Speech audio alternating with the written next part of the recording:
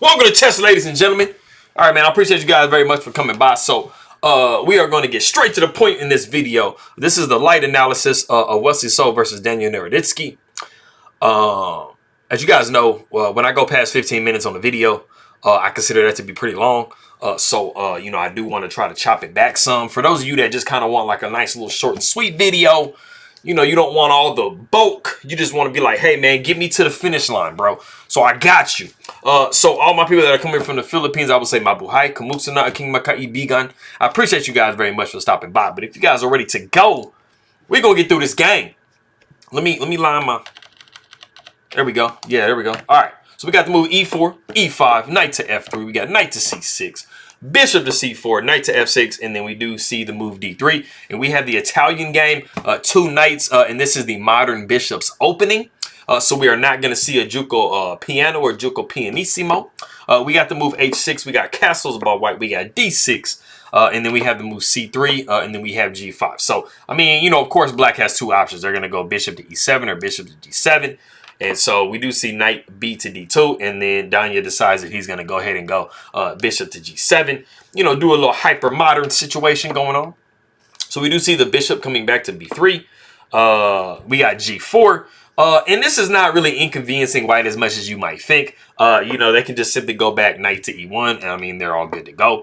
We do see the move h5. So automatically in this position, you should already know where, you know, Daniel is going to be, you know, castling. He's not castling kingside. I mean, he has opened up the position way too much.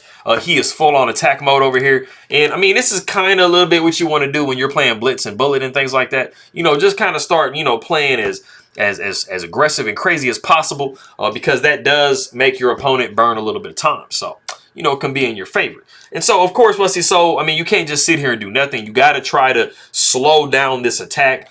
So f4 is a really good way to do that. It's probably the best in the position. You know, just making an attempt. If black does nothing, you can possibly push f5 and close the position down. And, you know, you're good to go. Or just open that f file and kind of give your own self something to play with.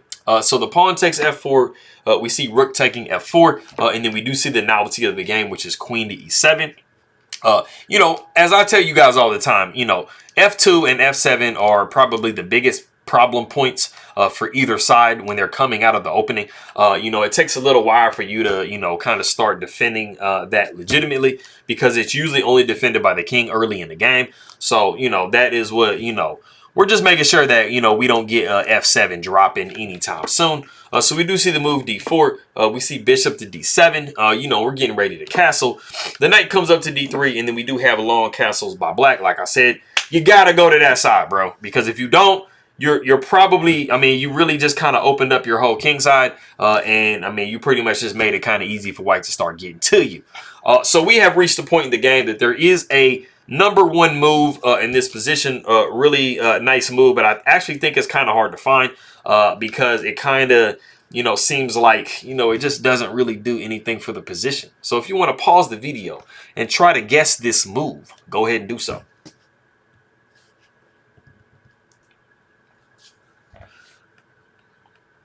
Okay, so, I mean, I think you guys probably might be looking at the position, and I mean, I was looking at it myself, and I was like, okay, the rook is holding down this pawn, the knight is holding down this pawn. Maybe you might want to make like a queen move, queen to e2, queen to e1, something like that, you know, to just try to reinforce this pawn. But in this particular position, you know, the move is knight to c4. And it kind of seems weird. Like, it kind of seems like, why would I move the knight away? Because the knight was, like, literally one of the only ones that was helping this pawn right here. Well, it kind of sets a little bit of a trap, and black has to make sure that they're aware, because it does not allow you to capture this pawn as black. So, if we go and get hungry and turn into Yasser Sirwan and go pawn grubbing, because we know he's a pawn grubber, knight would be taking on e4, but unfortunately, this completely, it's not like a game losing blunder, but it does put you in a really bad predicament because the rook is taking f7 and you are being forked here. And I mean, you really don't want to take here because you're going to be looking at knight to b6 or knight to d6 with check. and you are going to be winning this queen for absolutely just the cost of a pawn. So you don't want to go down that route. So don't die that horrible death. So we do see long castles, and we do see the move rook to f1. And you know, I'll mention this a little bit later, but you know, kind of what we're seeing is this rook kind of going back and forth. It's not really finding like a great home, and you know, at the expense of developing the rest of your pieces as white, you're kind of moving this rook a lot. So that is something we'll talk about in a second. We do see rook d to f8. You know, like I said, f7 is a very tender point, so we're trying to make sure that we, you know, defend that legitimately. Right now, you know, before the rook move, the only thing that was really kind of blocking everything was the knight, and we do want to move the knight at some point. So we do see the move queen to e2. We got g3. You know, we're trying to just tear the position up. If we can take on h2, we're going to be pushing this h-pawn down, and we're literally trying to strip everything from in front of this king. We're swinging the rook over, and I mean, the bishop can start to come down to h3 type situation. It's not pretty. So we can't allow that. So we see the move h3, which is correct. And we want to try to close the position down. When you have your opponent that's trying to open up lines on the side that your king is on, you kind of, you know, want to keep that closed. You don't want to be opening it up because your king is going to start crying and you're going to have to give him a hug, and you don't want to get all, you don't want to get that emotional with it, right? The rook goes over to e8. We're just literally just adding a gang of pressure onto this pawn. The knight comes to f4, and we do see the move h4 in this position. Of course, you know, like I said before, f7 is tender. So if knight takes, queen takes, rook takes, we will be looking at bishop takes f7. And I mean, we basically just traded pieces, and that's all we did. But yes, like I said, after knight to f4, we did see the move h4. We got the move queen to d3. Bishop goes to h6, and then we do see bishop to c2, and now we are making a really legitimate effort to defend this pawn on e4. We do see king side stepping over to b8, and then we do see the move b4. And the thing that I'll say about, you know, the position that Wesley So is in right now, the position that he's in is just much too defensive for him to really kind of start pushing these pawns on the queen side. The problem is, I mean, this rook is not really developed. This bishop is not developed anywhere. You know, this knight is kind of blocking things. And I mean, you know, you are castled opposite sides, but you're really in a very defensive position as white, and you're not really in a position to start attacking. But I mean, there isn't a lot else that you have to do in the position.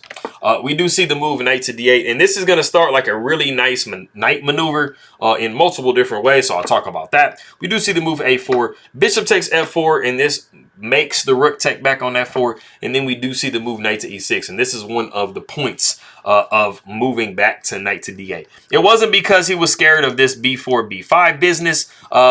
He was calculating these different things. So once the rook is brought up to f4, knight goes to e6, and it knocks the rook away. And then after we see that, the knight goes to g5, and as you can see, the pressure is insane on this pawn. And I mean, we just literally, for black, we have everything hitting this pawn. And so as white, we are in complete defensive mode. And that is really not where you want to be. So, you know, Wesley makes one of the only moves he feels like he can make to try to at least hold on to the pawn, because you don't want to just lose it for free. But the problem is you really kind of just want to cut your losses and say, hey, man, I'm just going to have to give away the pawn. He makes the move rook to f4. And like I was telling you guys before about the rook, it's just kind of been moving back and forth the whole game. It's never really found a home. It hasn't really done a lot of, you know, good work in the game. It's not being used, you know, productively. So like I said, coming back to this position, you really just kind of want to go knight to f3 and just allow, you know, knight g to take. And this is going to be a much better position than you see Wesley So get into. It's weird because you don't really want to just lose a pawn, but sometimes losing a pawn is better than putting yourself in a really horrible tactical position, which is what happens when you're kind of getting attacked. And you're having to make so many defensive moves. A lot of the times you get into a very bad tactical position, and that is the position that Wesley So is in right now. We see the move bishop takes h3, and this is a very poisoned bishop. You absolutely do not want to take this bishop, because if you capture here, you are going to be looking at knight check here, and this is going to be forking the king and this rook, and that's just going to make that rook's life that much more sad. So we do see, you know, Wesley So recognizes like, hey man, I don't want to do none of that. So he makes knight to f3, bishop takes on g2. We see knight taking g5. We got the move h3, and I mean, the star of the show are these pawns and this bishop. And I mean, it's just doing, I mean, you just have everything starting to come together.